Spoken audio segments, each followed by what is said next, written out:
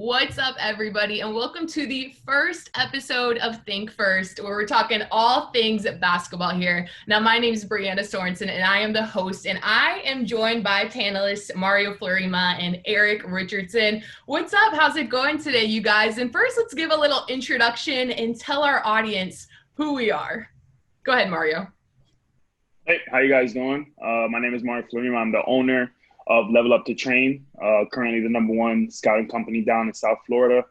What we do is we help athletes achieve collegiate and high school aspirations and professional aspirations. So that's really about it. Eric? Great intro, Rio. What's up, you guys? Eric Richardson. I played a few years overseas. I played in Spain. I played in Finland. And now I'll consider myself an NBA analyst. I have a podcast called Spot On, and I'm thankful for this opportunity to be a host on this show. All right, awesome. And my name is Brianna Sorensen, and I am a sports reporter. And as you can see from behind me, I am in a hotel room. I am currently in the NBA bubble in Orlando. All right, you guys, so let's get started with this first topic. So first of all, let's get into it. So the Dallas Mavericks just beat the Clippers. Obviously, they lost game one. But now they dominantly won. Do you guys think that they can keep this up and, hang with Kawhi and Paul George for the rest of the series? What are y'all's thoughts on this right now? Absolutely. I mean, Mario, what do you think? Right now, I see Luka showing his dominance. Last game, he had 42, most points in the debut in a long, long time, if not anybody. I mean, he popped off the game. They start off 0-10, and he wasn't being efficient at all. Pat Bev was getting into him, and then he realized, okay, Pat Bev, you're small. I have a big body. I'm a big guard. I can dominate. And after that, it was a wrap.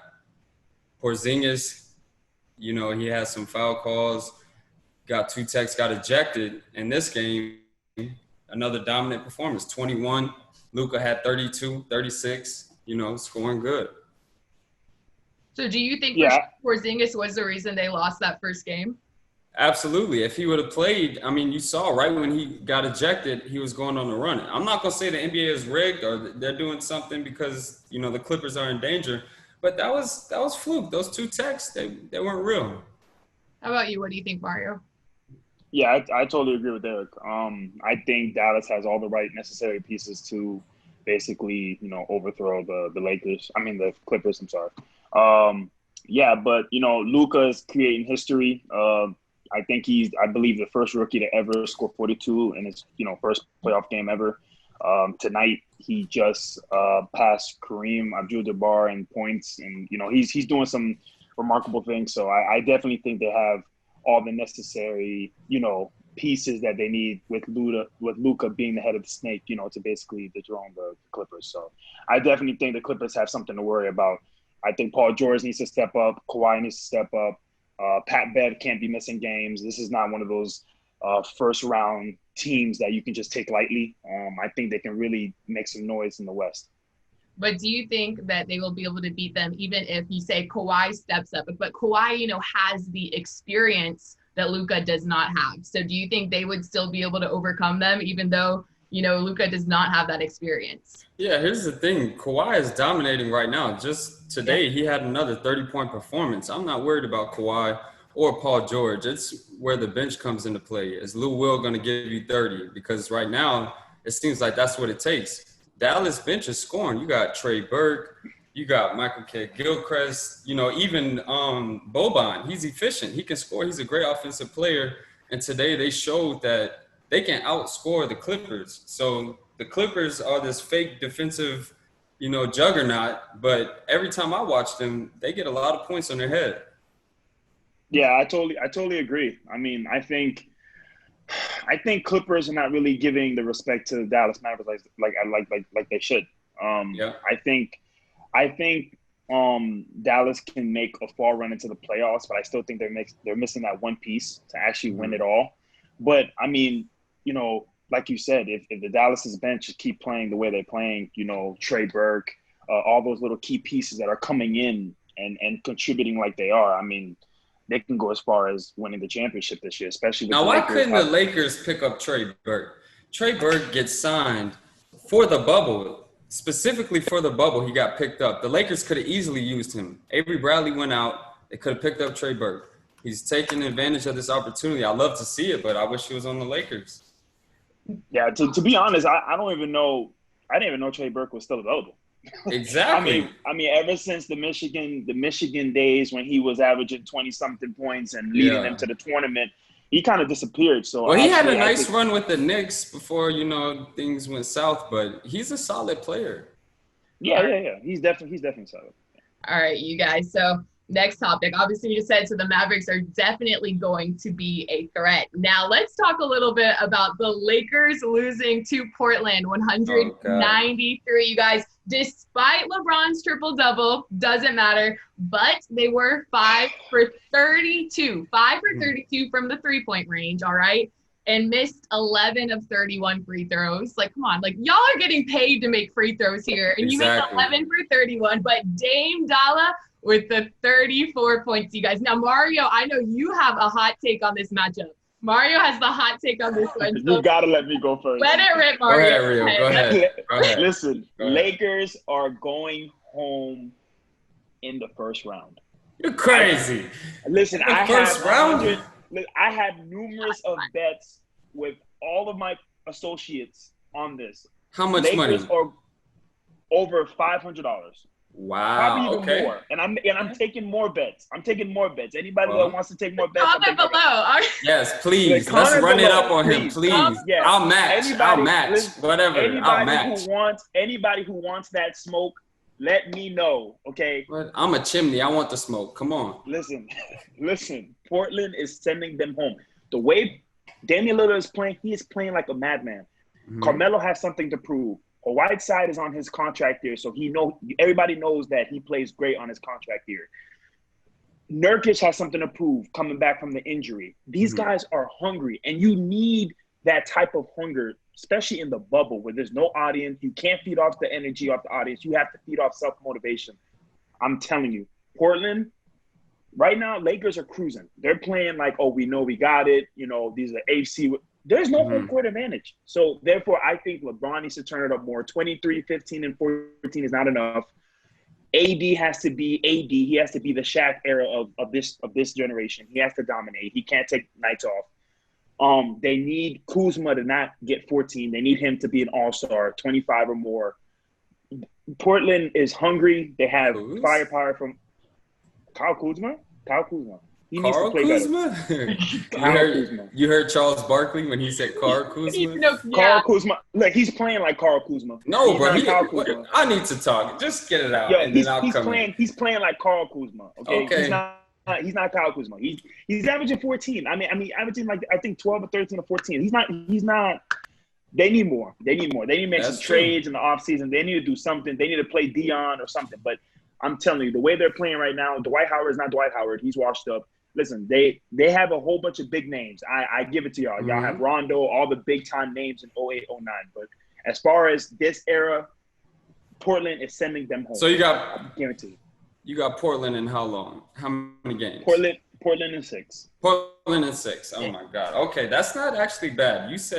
I thought you were going to say something like 5 or 4, sweet. No. Portland in 6. So, Eric, you're thinking he's complete nonsense over here. Complete nonsense, but he made some valid points. These are all good points, you said. Damian Lillard, the Lakers have no answer for him. Alex Caruso, he's a great defensive player. He's a high energy, very athletic, but he can't mess with Dame at all. But that's nothing to worry about. If you actually watch the game, you would realize the accessories to LeBron James and Anthony Davis are Nathaniel. They're nothing. Not hitting shots. 0-9 from KCP. You can't win a game like that. You got Danny Green going 2-8 from 3. Come on now. And then Anthony Davis, he's scoring all his points from free throws. Once again, the fourth quarter comes, and he's nowhere to be found. 2 points. LeBron, he did good. He turned it up. They were down 16. They went on a nice little run. But I'm sorry, 24, 25 points from LeBron, that's not enough. And every single series, you're going to get a different form of LeBron. This playoff series, LeBron needs to be more aggressive. I need at least 30 from him. He needs to take that assist number down to about 8. He can get it down to 8, still bored. You always want to be aggressive. but I want to see LeBron be more assertive. But I expected this. I said the Lakers going to go to 7 in this. They're going to win game 7, but I wouldn't be worried at all. The Lakers just got to hit shots. LeBron's hitting you in the pocket every time. We got Morris getting no-look dimes, can't even catch the ball. I mean, but let me. None of that was forced. None of that was forced from the Trailblazers on defense. That's just missed shots. Let me cut you off though, real quick, Eric. I'm sorry to cut you off. Oh no, please. It's hard to play with LeBron. It's hard. How though? I was thinking about this the other day. Like, if you cold, bro, if you can hoop, like, he's gonna.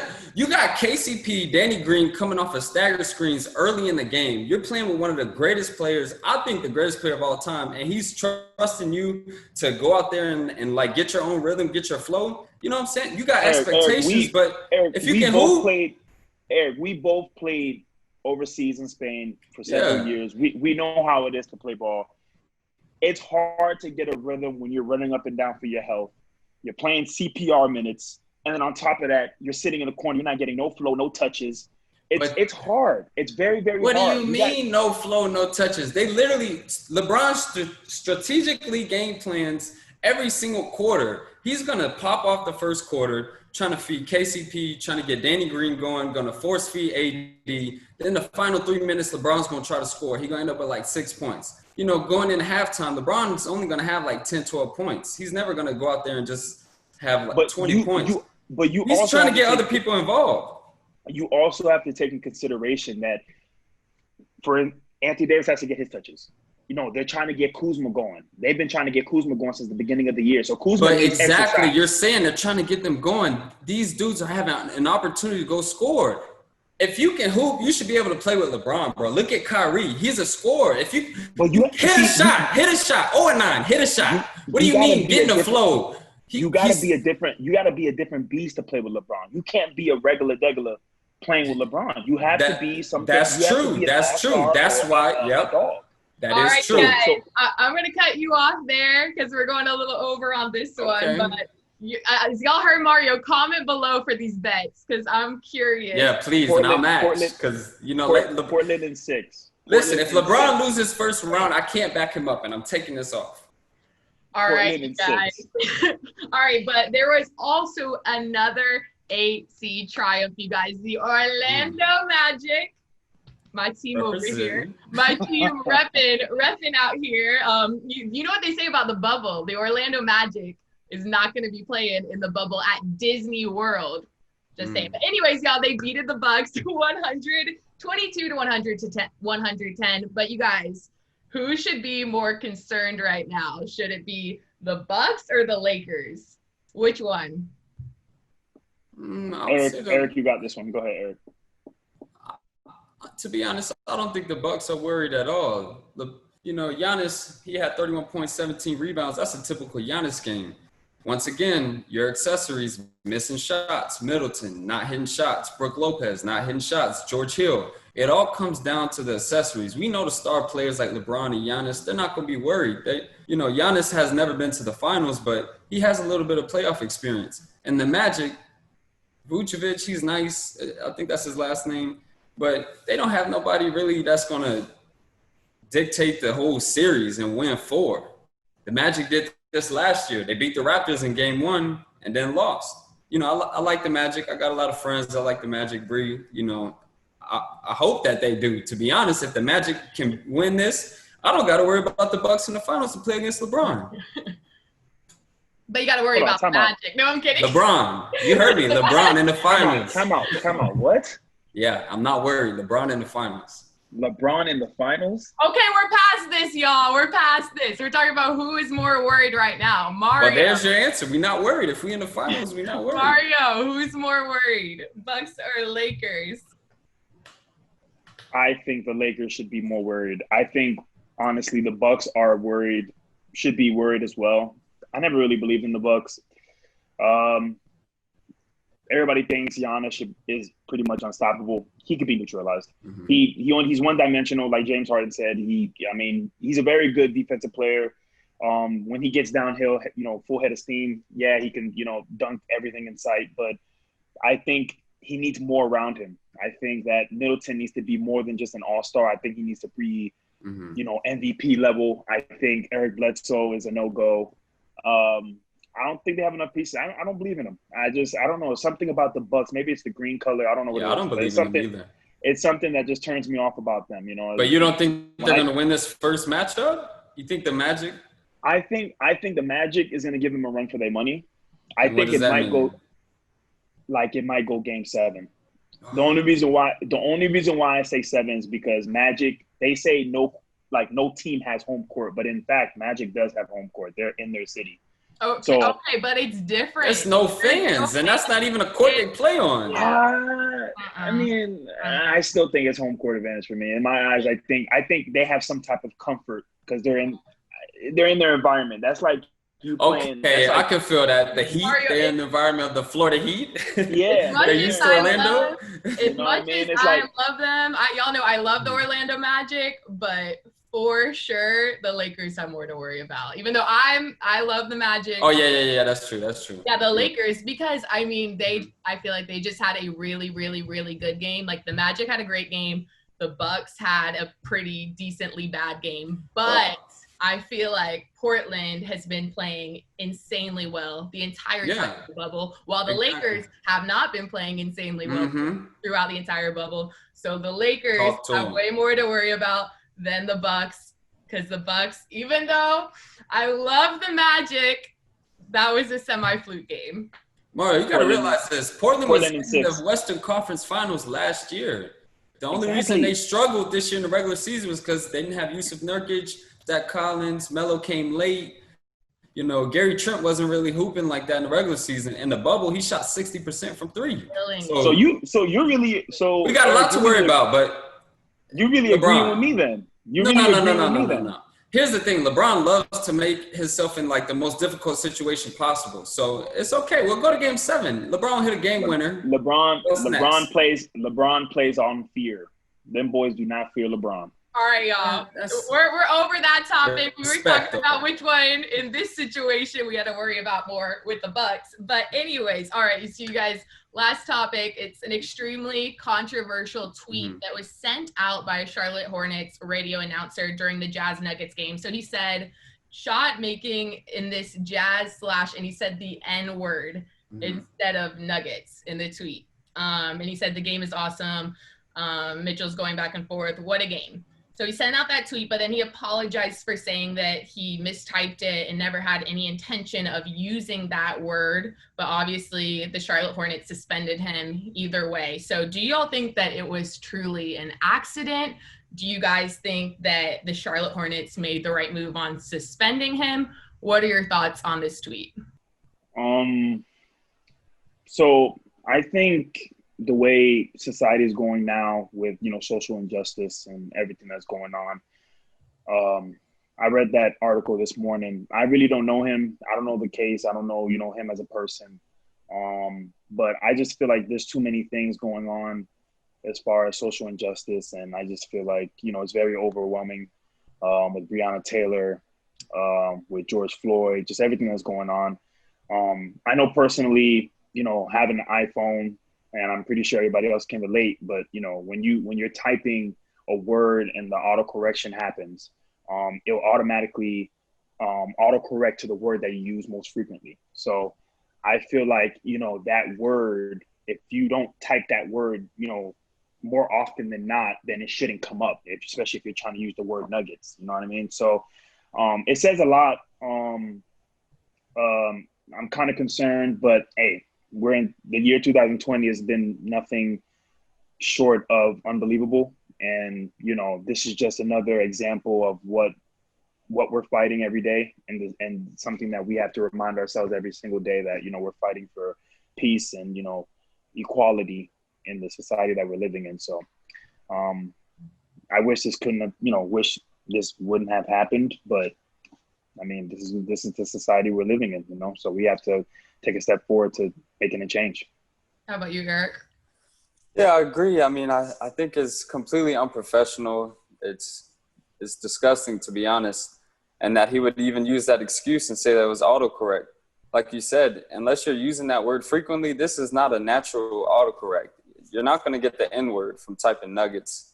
You frequently use that word, sir, and that is exactly why it popped up. And you know, if you knew it was there, you wouldn't have tweeted it because you want your job. The fact that you typed it quick, you want to blame it on autocorrect. No, sir. You use that word. Maybe every time you type in, your iPhone wants to use that word for you. That's how freaking you must use it, because Nuggets is not going to autocorrect to that. I'm sorry. Yeah. Things have to change. Absolutely not. Well, and thankfully, at least with all of this happening, we are starting to see at least brought more to light. Like, you know, the NBA with Black Lives Matter on the court, you know, on the back of their jerseys, at least people and players are starting to take more steps. Like, obviously we could see more change, but at least more steps to bring light to these issues. And one thing I want to say, Brianna, is that, you know, the cops that killed Breonna Taylor are still on the loose. Yeah. They're still free. They're still not arrested, and we need justice for that. It's good to have the NBA and have sports back, but we can't take our eyes off the prize. These guys are still wandering free, living their life, and, you know, justice needs to be served. Absolutely. Well, you guys, that wraps up our first episode of Think First. Thank you all for watching, and make sure you guys go like, comment, and subscribe to this channel. Yes. We have more awesome content coming y'all's way. So we will see you guys next time.